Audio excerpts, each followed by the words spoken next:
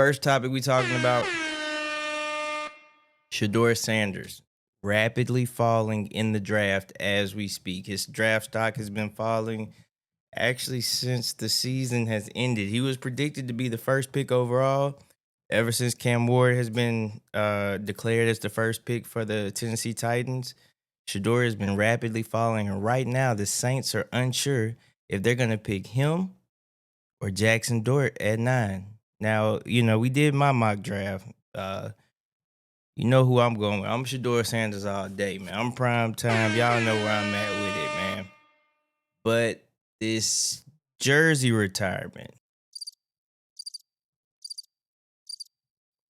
Yeah, I can't say I understood the jersey retirement, man. I think right now NFL people are a little worried about the entitlement Shador has and he's walking around with, and I don't think Deion Sanders is helping it. I'm gonna go ahead and say everybody's scared to say why NFL teams are scared to draft Shador. I'm gonna say it. If you draft Shador Sanders right now, Shador has had one coach his whole life. Does anybody know who that is? Anybody tell me who it is? Deion Sanders. It's prime time himself. So think about it. Shedeur Sanders is playing. He doesn't like the coach, right? The city loves him. His teammate, locker room loves him. Everybody loves him, right? When they replace and say, "Hey, we may need to replace the coach," y'all realize you're choosing your own replacement, right? Like Shedeur has only been coached by Deion Sanders primetime. They're gonna call primetime and say, "Hey, why don't you come down and coach your son wherever we are?" That's why the Giants are like, hell no. We signed two other quarterbacks. I would be surprised if the Giants choose Shedeur. I actually think that he would fit better with the Giants, especially long term. However, right now, I don't think the Giants have been an organization. And I'm Brian DeBall. He's been he's an Alabama guy. I love him. But I don't agree with their moves. I mean, they let go of the best running back in the game, and you see him win the championship with the Eagles, right? So now we know, like, hey, it's not our players, it's us, right? We're doing the dumb moves. So now, if we get Shedeur Sanders and stuff isn't working out, I'm pretty sure ownership is gonna be like, hey, why don't we just hire his dad, right? I mean, that works out for him most of the time. So let's go get Shedeur and his dad. As a quarterback, they're concerned about him having a weak arm.